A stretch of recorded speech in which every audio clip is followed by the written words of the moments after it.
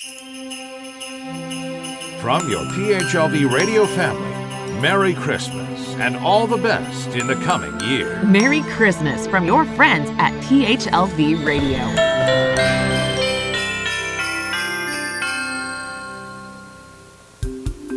The Philippine Nurses Association of Nevada now brings you Filipinars, news and features about the Filipino-American nursing community and beyond. And now, here's your host, Doris Bauer. Well, good evening, Filipinars listeners and viewers. Magandang gabi po sa inyong lahat at maligayang Pasko po sa inyo. Merry Christmas to all of you. We hope that as you are winding down on this beautiful Christmas day, you all got your Christmas presents and Christmas wishes. Well, you probably have noticed that Filipinars has been running some repeat episodes in the last few weeks, and I do apologize for that. It seems that our full-time jobs have gotten the best of us and has kept us very busy. But we are back with new episodes starting today. So we hope that you all have been trying to stay safe in this pandemic. And as you know, Filipinars is a public service project of the Philippine Nurses Association of Nevada, or PNANV, in collaboration, of course, with our favorite radio station, PHLV Radio. Well, it is Christmas. It's the season for giving and helping others. 'Tis the season where everyone finds that inner good in themselves to give to others. As most of you have witnessed in this pandemic, our community has embraced the spirit of gift giving. We have given small and we have given big, but we have given. Today's Filipinars episode will tackle the ultimate gift that one can give to another person. That is the gift of life. And today our guests, we do have very special guests that will talk about this gift of giving. And one of them is my friend, Courtney Kaplan. Courtney, welcome, Courtney. Thank you, Miss Doris. You're welcome. And Courtney is the mom of one of our organ donors, Michael Sigler. Yes. Okay. And our next guest comes all the way from Texas. Our next guests, actually, Mary, you can sit there. Harold and Mary Peck. Welcome to the show, Harold. Thank you. All right. Well, you are from a little town. Is it a little town or a big town called Argyle, Texas? Is that correct? Yes, it's a small town. It's a small town. Okay. And yeah, it's you guys are 2 hours later. Okay, right? Okay. Well, welcome to the show. I appreciate the both of you in coming over and talking about your story. Okay, so let's give a little preview. In May of 2019, Michael Sigler, otherwise known and we lovingly call Mikey, lost his life in a tragic motorcycle accident only a week before he was to graduate high school. As a registered organ donor, UMC, which is one of our local hospitals here in Las Vegas, the University Medical Center, was able to facilitate his organ donation with the help and the emotional decision from his family. UMC gave Mikey the first ever honor walk here in our community. Courtney Kaplan, Michael's mom, came to our podcast, Filipinars, in July of 2019 to talk about the importance of organ donation and to tell us Mikey's story, even if it was just still very raw to her because it was only a couple months after Mickey's death. Anyway, she's back today and she's going to continue to tell us Mikey's story. So welcome back. Thank you. Courtney. Thank you. Okay. So, Harold, I will get to you in a few minutes, but I'm going to ask Courtney. It's been a year and a half since Mikey's tragic accident and tragic death. Yes. How have you and the family been? I will say, Miss Doris, every day is a new day in my new life. I certainly do not put any requirements on my day. I do not know from one minute to the next how I might feel, what might be a trigger, what might be a memory, which I absolutely love when those come. But I have, as a family, we are 100% supportive of each other and where we're at in our journey. Each of us have a different piece of the loss and the absence. We all have a different relationship with Mikey, and we mourn his loss and definitely feel his absence every day.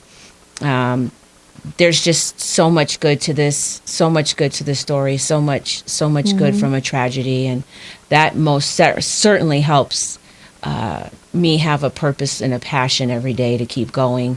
I've got a fight to fight, and Michael's right alongside with me, so I appreciate any opportunity to bring awareness, and thanks again for having me. That's beautiful, Courtney. Thank you. So, how many organ or tissue recipients did Michael help, and how did that make you feel? Sure. Initially, after the first week that we had let Michael go at UMC, we received a very basic correspondence from the Nevada Donor Network from the aftercare specialist, who shared the breakdown of what organs went to what age and what sex orientation, whether it be male or female. At no time are we ever shared any personal information, any names, any locations as to the state where this possibly, the organ may have been being used. So at this point, we have both kidneys were viable. So two separate individuals received the kidneys. The lungs are treated as two organs. So an individual did receive double lung. The liver went to one individual, and all of his heart went to an 18-year-old male. So that definitely, when the time is right for this young man, who whatever and however their story is, hopefully they received my letter close to the same time and can respond whenever it's time. But yeah, we've got 8 lives were saved. Wow. Due to Michael's gift. He had suffered a traumatic brain injury, which we had to deal with at the time. However, learning that we have 8 additional family members and several communities more to add to our family is quite an honor. So that's great. That's wonderful story. Now I know there is a suggested time before you can contact a donor's family, or what was that? What time factor was that? And of course, I'm pretty sure you wanted to contact the recipients, absolutely. Right? Oh, absolutely. It's from what I can understand, since Nevada does not have their own fully functioning transplant center and program centered around transplants here. We are reliant upon the outlying transplant centers that you would find at Phoenix or Utah, Texas, Arizona, and each of them seem to carry their own policy on the amount of time that they like to wait before they introduce a letter to the recipients. It was my understanding at the gate that it could be anywhere from 6 months to a year before the letter that I had written would get into the hands of the individuals that Michael now calls family. So okay, so you were given the names of those people then who were we the were recipients? not. No names. No names. We continue even now. I am still not aware of any of the individuals' first names, last names, and states that they are in now. Only a couple have I been alerted to. Otherwise, I still do not know. Okay, so How did you initiate the contact then? And how was that? What was that process? Sure. So about September of 2019, I gave myself about 4 months to embrace what I could of my new life and just check in with myself and figure out how was I feeling? What was I feeling? And being very mindful not to judge it. Sure. These are feelings. There are no expectations on them. There's no right. There's no wrong. You certainly want to keep it within a healthy, sphere. However, it's not always possible. So you do the best with what you've got. It was one of those things. I sat down and started several letters. Yeah. And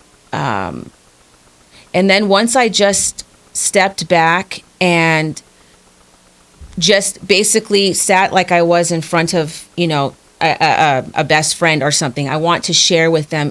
I want to somehow get across to you how extremely important you are to our family. How do I share that with you with not having, giving you personal information and not being able to see you? Yeah. How do I share that with you? It took many attempts for me with this letter. So you wrote a letter. I wrote a letter. Okay. I felt that, at least initially, my gratitude and my honor for these individuals was not based on anything more than welcome to the family. There wasn't any, it's got to be the heart and the lungs, but not the liver. Sure, or I don't sure. care if I hear from anybody else, but it has to be this one. I really needed to just let you know that you're loved and you're appreciated. Okay. And please don't be scared. Don't feel guilty. Don't feel bad that we're in each other's lives now because I don't. So can you read that letter? Do you have? I absolutely do. I would like to read that to you. So it starts out, "Dear friend, it's been almost 4 months since both our lives were changed forever. Michael is and always will be my light, my love, my son. For many families that suffer the loss of a loved one, especially a child, one may understandably search for the reason why. Why me? Why my son or daughter? For me, I found my answer on May 22nd, 2019, and that answer is you. You gave my son Michael the rare opportunity to impact a life, not only your life, but the lives of your family, friends, and community. As Michael's mother, it is important for you to know how grateful I am that you are in my life. While I miss Michael's touch, his laugh, hearing his voice, and his incredibly dry humor, I am filled with gratitude and honor that he chose me to be his mom and lead him on his path to you. Although this road to recovery you find yourself on is a long and bumpy road, one filled with high highs and perhaps some low lows, through it all, please know you are sharing the life of a soul filled with love and adventure, a love of nature and the gift of life and what it brings. A life that loved reptiles. Michael had a room full of them, snakes, lizards, geckos, tortoises, and the love of his life, Snickers the ball python.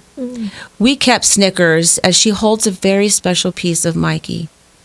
Mikey's equally special love was his motorcycle. Michael knew early on he was going to own and enjoy a motorcycle, one that he bought and saved up for. When Mike wasn't riding outdoors or exploring, he was playing video games. He was another Fortnite fanatic. One of his many pleasures was hot French bread right off the shelf and Oreos, not together, of course. Many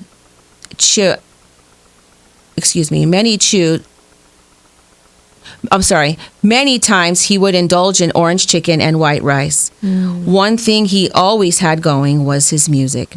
He enjoyed really anything from Marvin Gaye to Metallica. Chill hop was his happy place. His favorite song is End of Summer by Cherokee.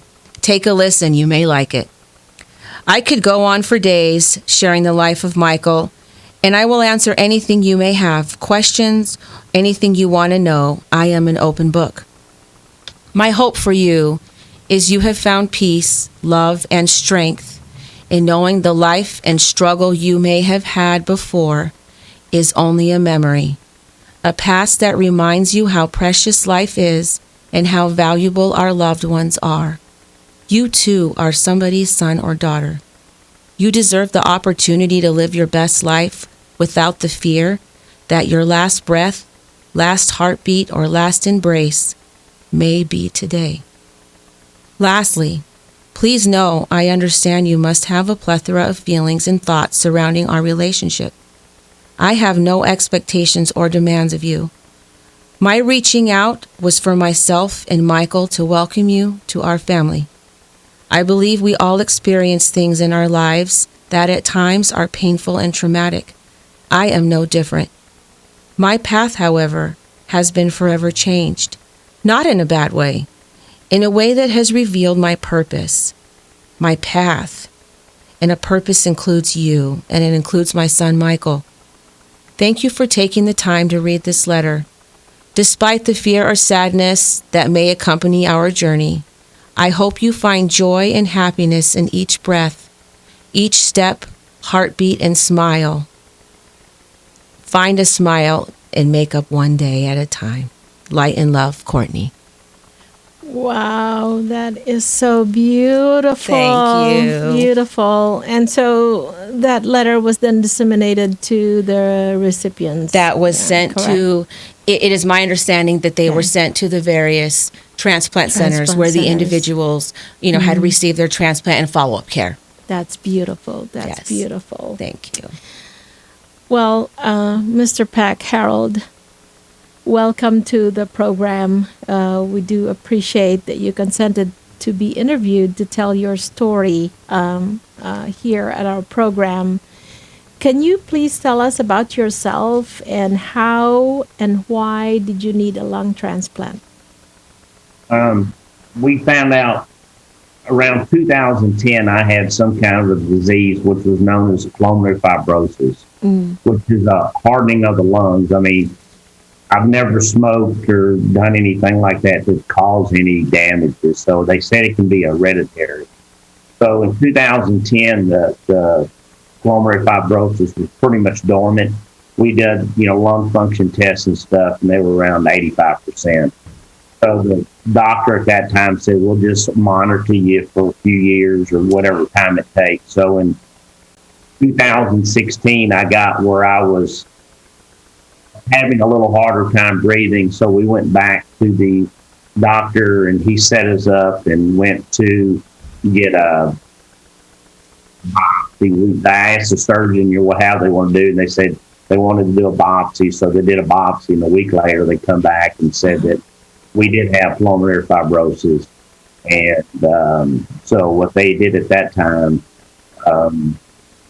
put us on the list like July the 3rd, 2018. So from 2016, I just progressively would get a little worse and worse, and I started wearing a backpack for an oxygen. For oxygen, supply oxygen, and then in 2000, like I said, in 2018, that's when we ended up was getting worse, and they actually ended up putting us on the transplant list. Wow. At that time. And then we was on the list from July the 3rd, 2018 until we ended up getting basically 6 calls. We were called 6 times for a lung transplant. And Michael's was the last one. And so the first time we got a call, the donor had pneumonia in the lungs, so they wouldn't use them. The second time they found cancer in the donor's kidneys. The third time had pneumonia. The fourth time the heart went hypertension, and they give it a bunch of medicine and ended up taking the lungs out. And then the 5th time the lungs were too big. And then the 6th time is when we got Michael's call, which was May the 21st of 2019. That must have been excruciating for you to get all those calls and, and then to find out it wasn't really, for you. it was more stressful on my wife. Like the third time, she said, "What is God doing? Why is He not giving us lungs?" And I said, "Well, He's got a plan, and when we get them, we get them. If we do, we do. If we don't, we don't." And we ended up getting basically the best you could ask for. So we're very grateful that we got what we got, and we hate Courtney lost her son, but we're really grateful for what we ended up getting. Yeah, I just want to say have a shout out to Mary. Hi, Mary. I know you're in there, and thank you for allowing Harold to come on here. Hi, that's Mrs. Mary Peck right there, and thank you for coming to the program. So, when did you get the call, and how did that make you feel when you finally realized that Michael was the donor that could give you that lung? Well, you really never know until then. So, like, we got a call that evening. We was actually at a hamburger joint eating a hamburger, and I asked them, I said, "Can I eat my hamburger? Because I know you're going to hold me over another day." And they said, "Yeah." So we ate our hamburger, and then, like I said, you go down there, and they get you, start prepping you and giving you fluids and stuff, and start taking blood samples and doing just a lot of different stuff. And then finally they come and get you. So, okay, we're going down at 10 o'clock or whatever. So you don't know until it's like one time they actually put me in surgery, shaved my chest, was getting ready to cut my chest open, and that's when they found the donor had cancer. And wow. They had already intubated me and was getting ready to cut me open. And at that point in time, they got a call that stop. We found cancer in the donor's kidneys. And so they woke me back up. And then, like I said, that was the second time. And then, like I said, it was the sixth time before we got Michael. Yeah, so that was a hospital in, you guys have a transplant coordination process over there in Argyle? Our hospital is UT Southwestern. Dallas, UT Southwestern, and the surgeon was a doctor named Waite, and the president of the organ transplant was a surgeon called Torres, and it's a great hospital. From the janitors to the surgeons, you could not ask for a better place to be. The people are just so caring, and just it's hard to believe that they're that good and graceful, and just it's amazing how great they are. That's wonderful. So, Mary, how did you feel with that? Were you relieved when you how did that make you feel when you? I was excited because we've been there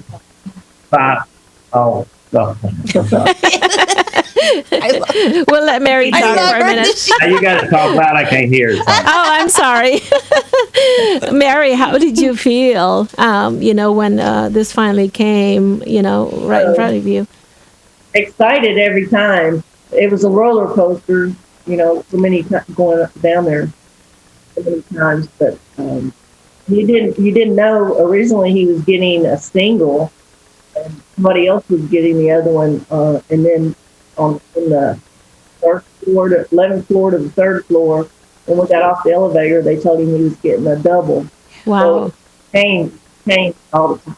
Yeah, so when we went there, it was going to be a single, and then time we got blood tests and all, and we went from, like I said, from the 10th or the 11th floor to the 3rd floor, and we come down, the nurse run up and said, "You're getting both of them." Yeah, that's amazing. Yeah. That's amazing. That's amazing. So, how many liters of oxygen were you on at that point? To take a shower, I was using probably 30 liters of oxygen. And Wow. I'd actually, when I got done taking a shower, I'd actually have to grab another bottle. I was on 45 liters for 5 or 10 minutes, and I'd catch my breath, and then I would let that one go, and then I'd rest for another 15 or 20 minutes. And we were on 15 liters pretty much continuous. Oh my goodness. Oh my goodness. From February to May, he had gone downhill really, really fast. So he had oxygen in his mouth, up his nose. He had 2 concentrators hooked together. Oh, wow. Having a hard time just to get from the couch to the shower. All right. Oh, wow. Well, so when... After his surgery, immediately when we got to see him, his color was completely back. Wow. It was just totally amazing. That's amazing. That's amazing. So, can you tell us about your recovery process? What was the outcome for you and your family? Well, like I said, so we went in, they had us intensive care for 2 days. So I was basically unconscious for the first 2 days. The third day they woke me up, and then I actually got up and walked. I walked the third day. Wow. And I walked like 13 or 1,400 feet the first day, and then we walked more and more the second day, the third day, and so on. So, the third, fourth, fifth day, and actually we went home in 8 days. That's wonderful. That's wonderful. Yeah. Oh my goodness. They said they've never had anybody go home in 8, and I would have went home in 7, but they wouldn't let me leave. Oh, that's cool. All right. Well, so how did you get in contact with Courtney? How was that process? How did you get the letter and whatnot? So our coordinator at the hospital, I was actually working. I'd already had my lung transplant, and I was actually just on the job site working, running a piece of equipment. And she called and said, "Okay, we got a letter from the donor's family. Do you want us to send it to you?" And I said, "Absolutely, yes." And she said, "Well, what we'll do is we'll email you a copy, and then we'll send you the original copy through the mail, so you can get the email today." So I called my wife and told her that she called, and she sent an email, and I said, "Do not read the email until I get home."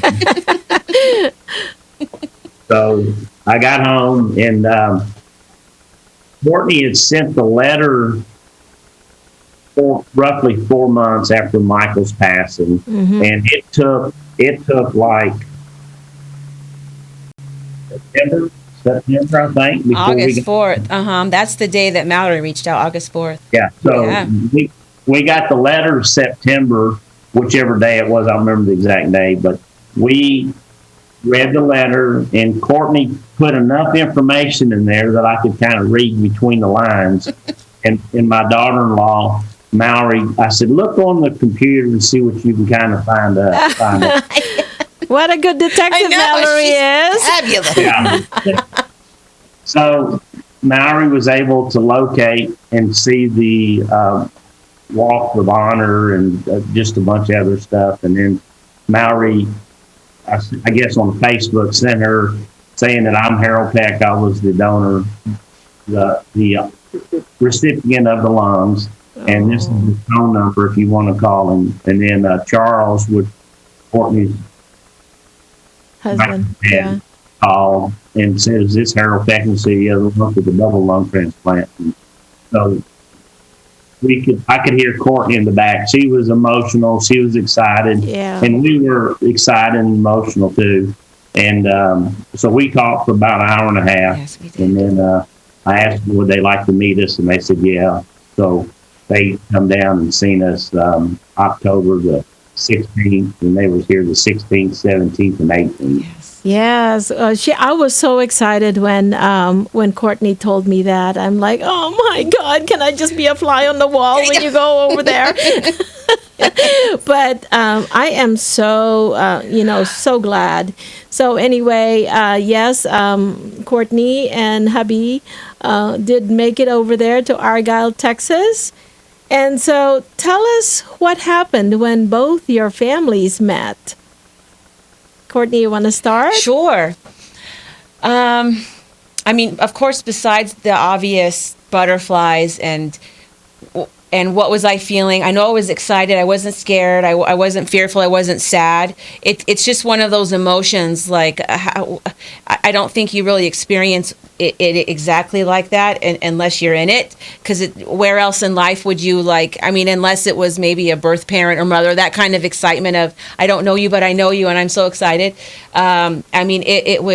This was literally a dream come true. Having made a full circle just barely a year ago, having left my son at the operating room and to see, once that seed was planted, if you will, and to see what's grown and just having this opportunity to reunite with a part of Michael again, and also experience what life did Harold have going, and how could Michael help in that, and just watching that beauty and watching that symbiotic relationship happen right before my eyes there's just really no words.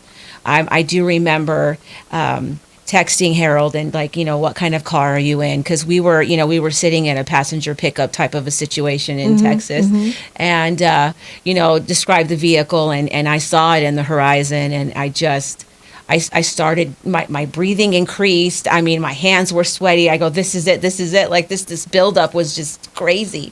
And when he parked and Miss Mary hopped out, and I gave her the biggest I love you person, whoever you are, I love you hug. And then Harold came from the driver's side and came around the vehicle. And it was, for me, it was, it was reuniting with that part that a mother would experience in the womb, the fluttering heart, and just the lung, and just the movement that you already connect with your baby before you've ever met them.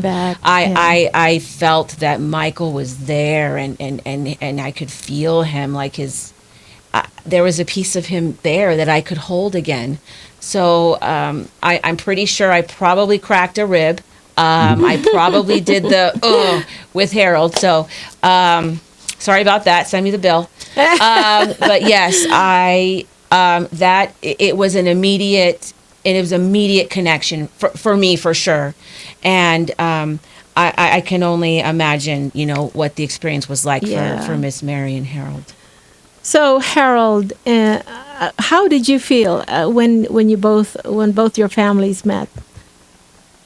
It was exciting, and it was an emotional. We knew at that time, Michael was only 18 years old, and I have a son also. And, I looked at how she would feel by losing her son, and I was, looked at the same way if I'd lost mine or whatever. So it was a real emotional, real excited moment for me and my family, and we're very grateful for the gift that we got. Yeah. How about you, Miss Mary? It was emotional. We just immediately start crying, and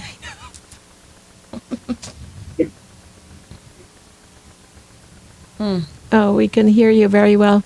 I think we lost some audio on you, but that's okay. There we go. Yeah. All right.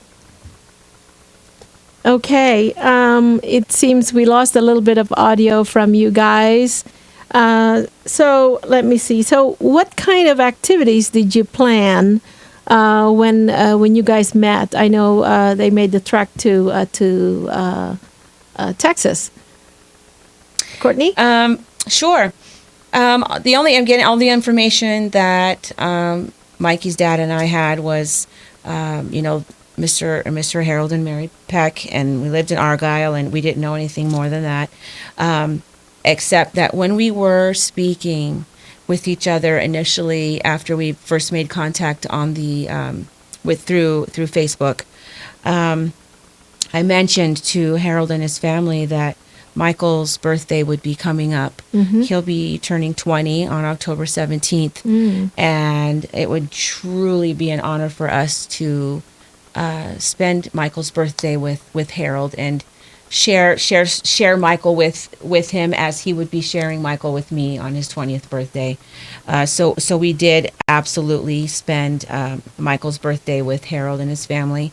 We were welcomed to several family members between Miss Mary and Harold had flown in for this occasion.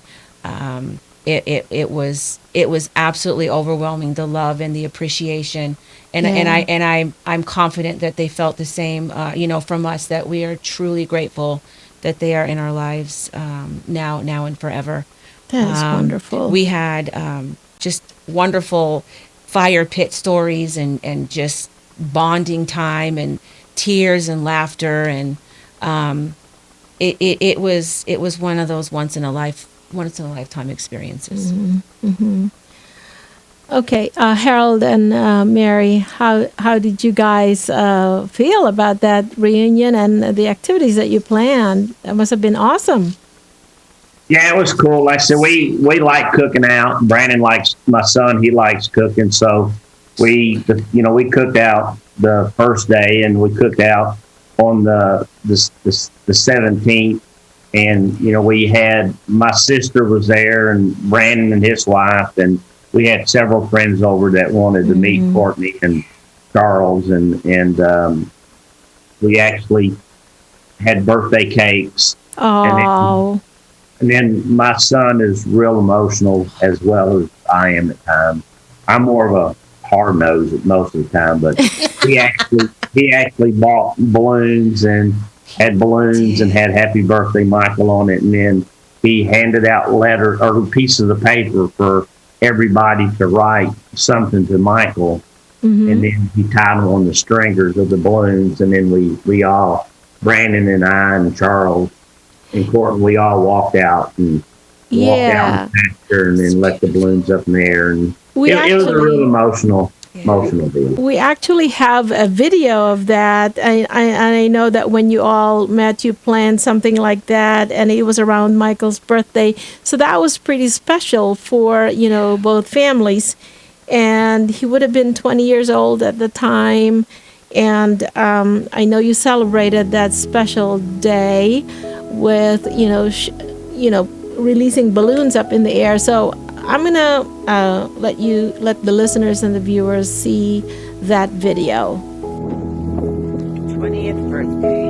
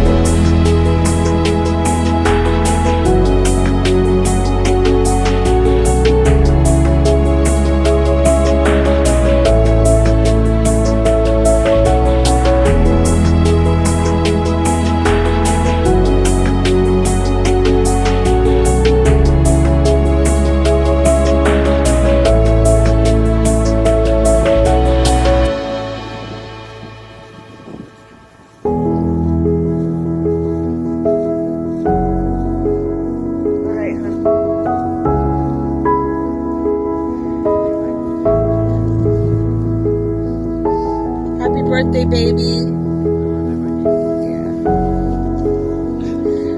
It's okay. Thank you. Thank you for letting me be your father, even for a brief moment. I will love you forever, Mike, and I promise we'll be together again one day.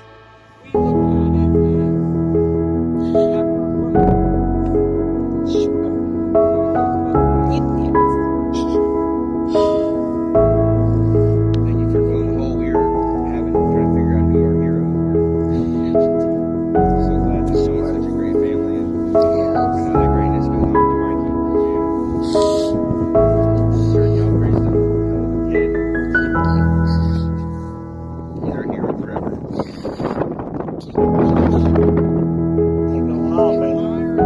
sure is. That's amazing. It's getting there.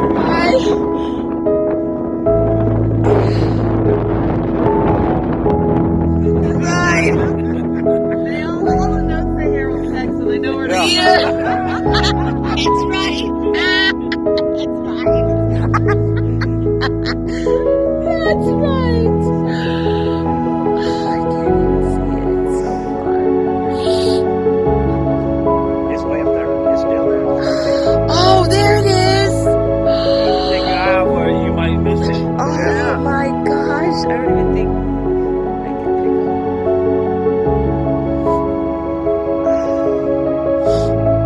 That's where he's at. No traffic of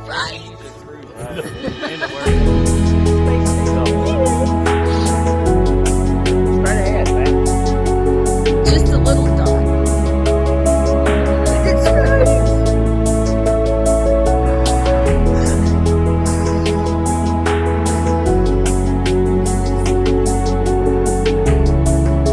So how long does that usually last?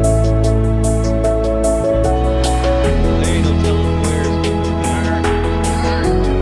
Nobody can say nobody.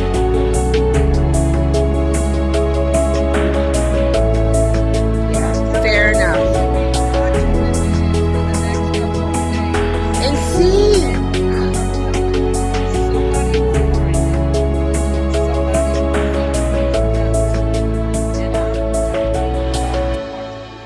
Right, right. Seriously, it would not surprise me.